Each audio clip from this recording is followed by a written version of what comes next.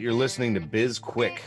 This is where Julie and Corey provide quick and useful information to small business owners. BizQuik is the podcast where small business owners get to showcase their businesses and receive expert advice and guidance in areas many entrepreneurs struggle with. And you, the listener, get solutions, tips, and tricks on real-world topics that many small business owners face. Julie and Corey are the experts small businesses hire when they need solutions. And the BizQuik podcast is just one way they deliver those solutions. Let's start the show. Welcome to BizQuik. I'm Corey. And I'm Julie. And on today's episode, we're going to talk again about mental toughness, self-talk, and all of that. And you might be asking yourself, why are we talking about this again? Well, somebody might have deleted the original recording on accident. So guess what? Julie and I are recording this again. But it's going to be even better than the first one, but you won't know. It always is better than the first one, but yeah, you will not know. Yeah. So anyway, welcome, Julie. Welcome, Corey. I'm equally excited to talk about this today because I think it's an important topic and it's one that a lot of people struggle with, that negative self-talk and how to get yourself out of it. And I've had a lot of interesting conversations around it. But I would like to start by talking about your lack of self-talk. What about it? Well, I'm just always fascinated by it, right? The fact that you don't really have an internal monologue. That's right. And I think it's just as odd that other people do. Well, you are the only person on the planet who doesn't. Well, I wouldn't say I'm the only person, but it wasn't until we really got into the thick of things with SB Pace that this was like kind of a discovery that was made for both of us, that I don't have an inner monologue. And I was like, wait, people actually talk to themselves? Yeah, I was amazed that you made it this far in life without realizing that happens to people. But I mean, I can remember exactly where we were and what we were doing when we had the conversation. And it was just so, confusing to me when you were like, I don't do that, right? Because I was telling you how much I kind of yell at myself internally for things, and I really beat myself up, and you were equally confused, like, why would you do that? Yeah, just stop doing it. Yes, if only it were that easy, right? Yeah. So and then you confirmed with your brother that in fact other people do it. Yeah, and it's one of those things where, like, I've said it before, and I'm sure we said it on the podcast, like, for me, it's kind of like out of sight, out of mind. Like, I don't dwell on things. I don't, I obviously I do have, I'm aware of my actions and how they affect other people, and Are all of you? that. I am, but the difference is it doesn't really bother me how it affects others. I'm aware that it affects others. But that makes you sound like a psychopath. I know, I'm well aware of that, but that's what it is. Like, because that conversation I had with my brother, where he was like, he worries a lot, and he thinks about this, and if I do this, what is this person gonna think, or whatever. And for me, like, it's like there's the calculations, there's the I'm not just like running through life blindly. Like, I understand what I'm doing, but I'm also like, I'm not gonna dwell on the outcomes, because at that point the outcome, it's already happened. I can't go back in time and change anything, so no reason to like beat yourself up over something that's you can't change now. That must be so freeing. It's not bad. I'll be honest. So I know, I also really I want to question on something though, just to like really make sure that there's no self-talk that happens. Okay, so I want to talk about a little adventure that you went on just about a year ago. Right. It was, I think, early last June. You went down to Rome, Georgia, and hung out with Chad Wright and some other folks. And you did a little shooting. And then you went on this really fun 28 mile hike/run. It was pitched to me as a 28-mile hike. Mm-hmm. I didn't understand that hike also meant run.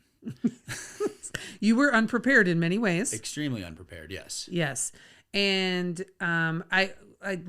this is, when you first told me this story, I was actually angry, not at you, but at the situation. But now it's become one of my favorite stories because there's so much humor to it. But you were on that first mile, in the first mile. Yeah. And we're like, nope. Yeah, I was less than 1/28th of the way done. I was like, oh, I've made a mistake. Yes. But there was no turning back. No, there's no turning back. And so at that point, it's like, I've made the commitment. So, like, there's no reason to, like, think about, like, I can't change what has happened. I mean, of course, I could quit at whatever point. I mean, there are options. But for me, I was like, well, I said I was going to do this, so I'm just going to go do it. I also found out to that day that I have a little lactose intolerance, which that was a fun thing to discover. Let's talk about that on another podcast. Yes, exactly. But, you said you learn a lot about yourself on that. And one for me, you shouldn't eat cheese before you go on a 28-mile run. But what's amazing to me is that there wasn't like this, I don't know, like screaming or this self-talk in your head to try and get you through it. There was just like, to me, it would become like 28 miles. A lot of that is mental. Oh, it totally is. But it was, I mean, I did it was a quarter of the distance in Zion National Park. And it was 6 or 7 miles straight up, just switchback after switchback after switchback. And again, it's one of those things. It's like, I don't know. There's no talking or anything. It's just like turn a corner and be like, another switchback. Okay. Whatever. It's like, when does it end? Yeah. And it, like, I mean, for that, like, I mean, obviously, like, yeah, I don't know. There's just no like, oh, you got this, or oh, I can't believe you're so dumb. It's just like, that's just what I'm dealing with. What is real in front of me. And there's no, I don't know how to explain it. Yeah. It's kind of fascinating to me. And because I think so much for me, if we're talking in the same realm of like working out or running, or it's certainly not 28 miles, but even like, a 3 or 5 mile trail run, it's pretty much it's all mental. Like, cause I know physically I can do that, but my head is telling me the whole time, like, you can't do this. Like, what are you doing? Right. And so that's the battle that I'm having all the time. And I can't imagine that you went 28 miles and didn't have, especially when, first off, you didn't know what really you were getting yourself into, right? And maybe that was a benefit, though. Would you have said yes had you known it was a 20-mile run? Well, I mean, I knew it was 28 miles. Yeah. The running part, that was new information when we got there. But, as I said in the blog or whatever, I got to the first mile and a quarter, get to the top of this hill. And normally in a hike or anything like that, you get to the top and there's two like prizes for getting to the top. It's getting a break to look at a view or whatever, and then the downhill, which is supposed to be easy. But that's when I found out, oh no, we run the downhills. That's fun. I'm like, why the hell are we running? Did you at least get the first prize? Did you get to enjoy the view? Oh no. Oh, because everybody was waiting on me. So I got to the top and they're like, all right, we got to keep going. I'm like, oh, okay. No, I did get the Chad pointed out. He's like, you see that ridge over there? And I'm like, yeah. He's like, all right, the one behind it. That's where we're going. I'm like, oh, great. But yeah, I mean, like even halfway through, if there was ever a time that I might have like quit, it was like right around the 14-mile mark. I had rolled both my ankles partially, and we're going down a hill, and we came up to this road, and I knew that, oh, I'm at a road. I could potentially. Like I don't have to worry about like a rescue team coming to get me in the woods. Like I'm on the side of the road. I could figure this out. But no, like at that point I was like, all right, well, halfway there. Oh, well. Keep going. Yeah. But it's interesting. And I had a conversation last week with a friend who was telling me how he is just like almost paralyzed with like the things that he says to himself. And so, I'm like, I want to dig a little deeper into this. What types of things do you say to yourself, right? And he's talking about like this business idea is dumb and this will never be successful and people aren't ever really going to buy this and you're not smart enough to run a business and what are you doing and all these things. And I was well, first a little taken aback because, that I would have never guessed that that was what was happening in this guy's head. And second, I thought, like, would you ever allow anyone to talk to you that way? And I'm going to tell you what he said after we take a quick break. Hey everyone. If you're like most entrepreneurs out there, time is not something you ever seem to have enough of. We get it. There are a million things that need your attention both in business and in your personal life. That's why we created Time Bomb. This is a self-paced course designed to help you determine what your time is worth and where you should be spending those precious hours every day. Right now, we have an option to buy the bundle, which also includes products designed to help you become more efficient with your time. It's a $70 deal you're getting for only an additional $30. Head on over to sbpace.com to learn more. Time Bomb. Take control of your calendar, gain control of your life. All right, we're back. Now I'm going to end that suspenseful story for you and tell you. Except for I don't remember what I was talking about. That break was so long. Would you ever let somebody... Oh, yeah. Would you ever let someone say those things to you, right? So, like, we have a tendency, for those of us who talk to ourselves negatively in our head, Corey, we have a tendency to say things that we wouldn't let anyone else say to us, and we wouldn't say them to someone else, right? Like, they're just things that most people wouldn't really ever utter to someone else or put up with somebody like, if you were like, Julie, you're so stupid, I'd be like, fuck off. I am not, right? Well, no, I would. I don't know that I would say those words. I'm going to try that out.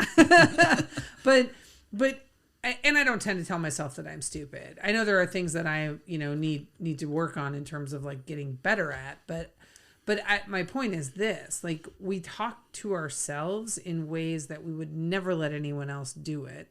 And for some reason we think that it's okay. We just like rent out this space. And I was telling him the story of when we first started SB Pace, and I wasn't nervous about starting SB Pace. I mean, it was in some ways because it was a really big, thing that we were doing, but I was nervous because there was somebody that is, both of us have worked with in the past who I had given way too much mental space to in my head.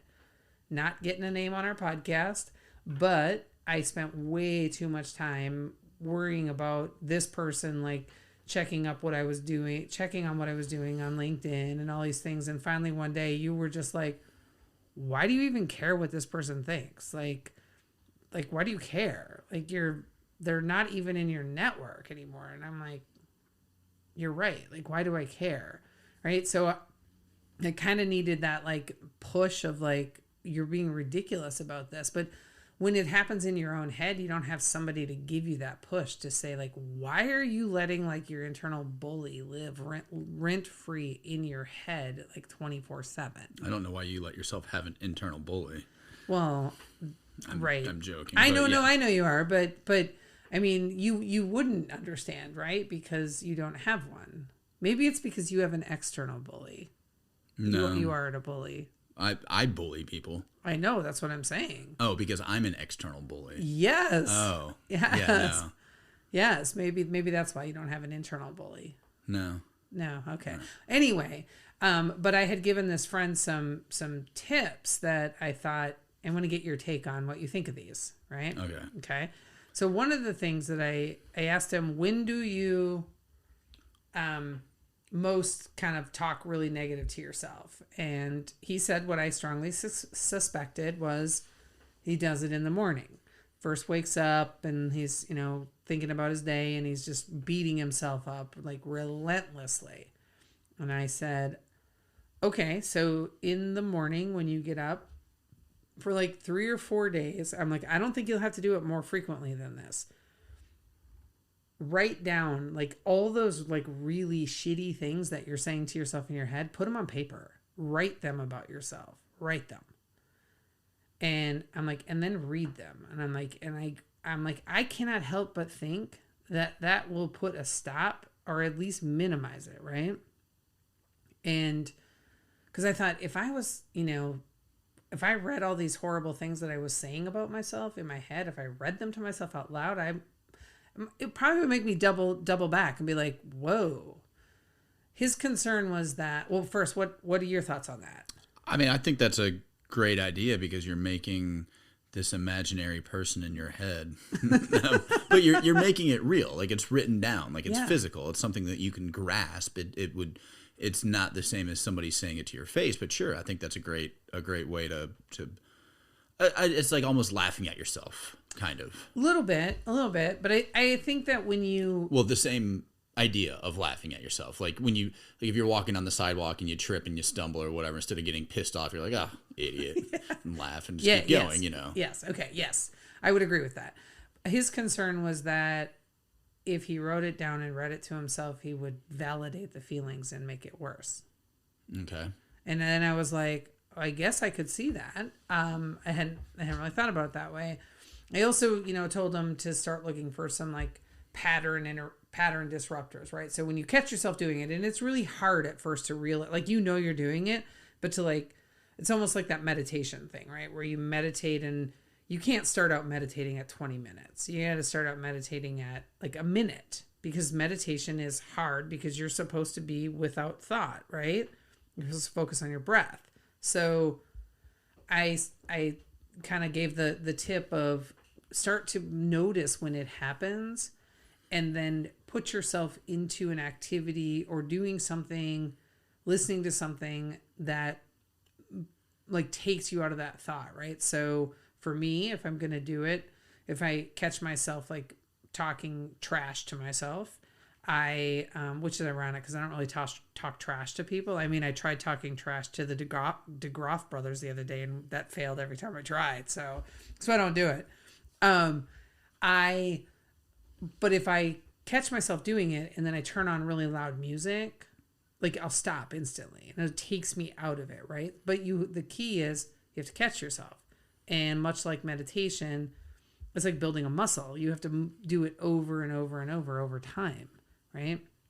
Like you might catch it 3% of the time when you're first doing it. And then maybe you'll get to 50. And then eventually you pretty much will just like not be doing it or very infrequently. Well, meditation is something else I don't understand.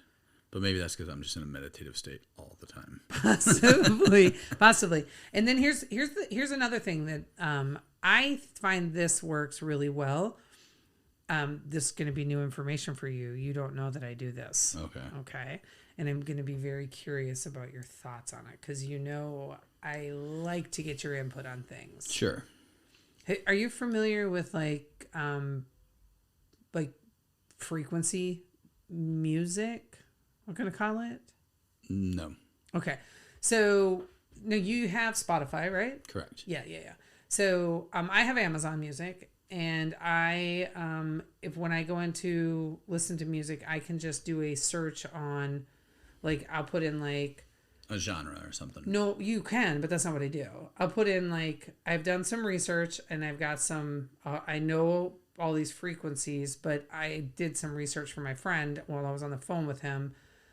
So if I search on 852HZ, it will bring up frequency music that basically 852 megahertz sure is designed specifically that when you listen to it to help you with anxiety and depression and like basically like give you mental clarity and help build mental toughness. And so there's a whole bunch of, like, obviously there's hundreds of them. Huh. And there's at least 852 of them. Yes. I was telling him that the first time that I listened to it, the first time that I did it, I was listening to one and I was working. It's the only thing I can listen to while I'm working that doesn't actually distract me from work, right? But there's no words in it. It's all like chimes and bells and like Tibetan humming. We'll listen to it when we're done. Well, just a sample of it so you can see. Okay. And anyway, the first time that I listened to it, I literally, like, I thought I was gonna vomit. Like I could feel it, like in my chest, and I thought I was going to vomit. I got nauseous and dizzy, and I thought, well, I'm pretty sure that's not how I'm supposed to feel. So I could only listen to it for like 5 or 10 minutes. But now I listen to it all night long. I sleep to it. Huh, that's interesting. I mean, I guess this is kind of the same concept of like white noise or whatever, where, Yeah. That's okay. Was that all the tips you gave him then? Because we need to start wrapping this up kind of, but I feel like we need to give some sort of value other than, You don't think I gave any value yet? No. Like, I mean, like kind of like, here's the tips. Like write your stuff down, find the music.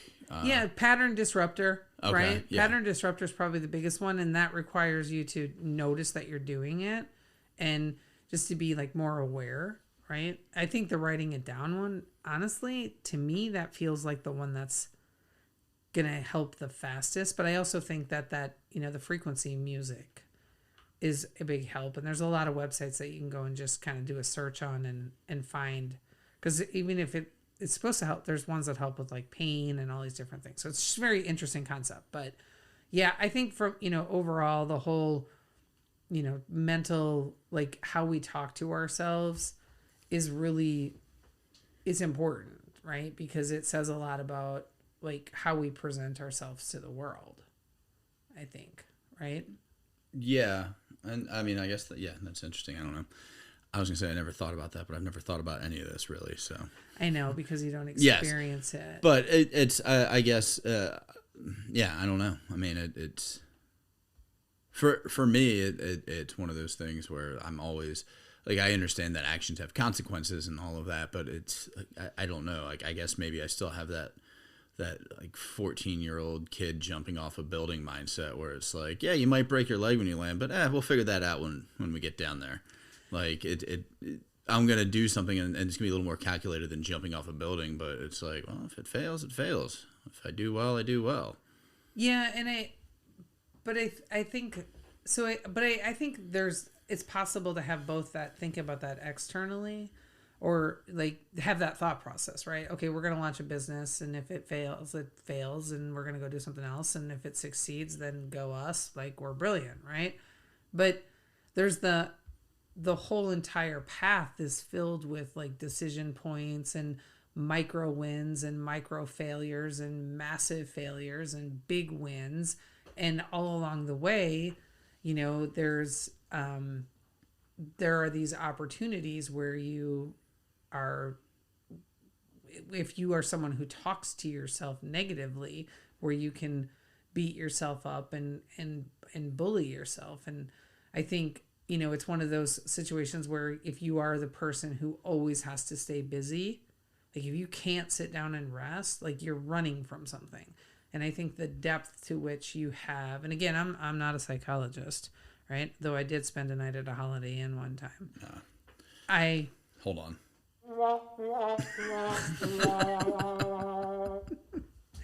Yay. We used a sound effect. I just think that when you are that negative self-talk, if it's really, really bad, it happens all the time, and you're just like crushing yourself with it, that almost to the point where it becomes like debilitating to you. Like there's a whole different problem going on there, right? But there are things that we can do to eliminate and minimize self-talk. And I just gave you 3 hot tips. Yeah. So let's stop the self-talk, people, or fix it, or do whatever you need. I don't even know. We can have positive self-talk, right? Are there people who do that? Like, are they like they're their own cheerleaders? Yeah.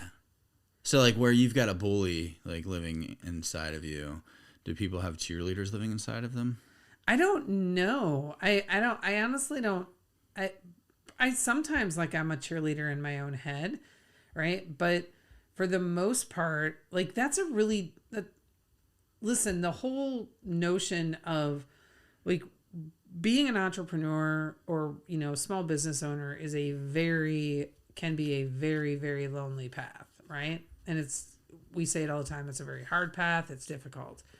And if you don't have the right support system in place that's cheering you on, and saying positive things to you on occasion, and you're the type of person who beats yourself up in your head all the time, that's a very, very tough spot for people to land in, right? That's a very tough, that's not a good place to be.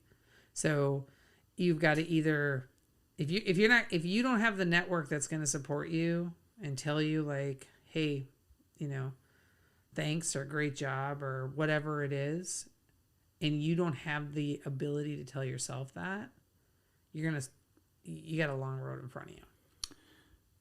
Well, because I feel like that was directed at me, I want to say thank you, Julie, for sharing today and leading this conversation, because it would not have gone well with it just being me. It was not directed at you at all, though I could see how you thought that it was. Also, you were looking at me when you were saying that. I looked at you the entire time we're talking. I know.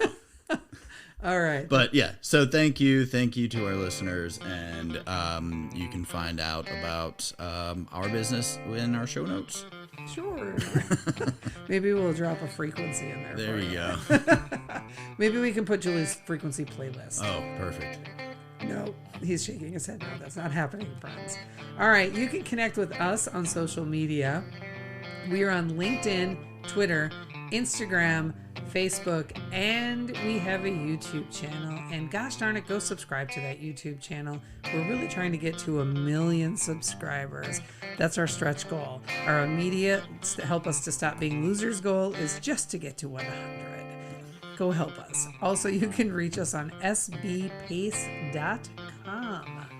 And while you're listening to this podcast or any other pod, just subscribe to ours, like us, and give us a review. We appreciate you taking the time to let us know what you like or think about our podcast. Yeah, we do. We really appreciate it. You can also reach out to us about topics if there's something you want to hear about, if there are conversations that you really want Corey and I to tell or to talk about. Sure. Yes. Or if you want to hear just more stories, let us know. Also, we wrote a book. It's a #1 bestseller on Amazon. It's called Seriously, Now What? A Small Business Guide to Disaster Preparedness. It comes with a digital workbook. And if you've already bought it, go give us a review because we would really appreciate it. That's it for today's podcast. I'm Corey. And I'm Dr. Julie. And this was BizQuik, helping small businesses across America.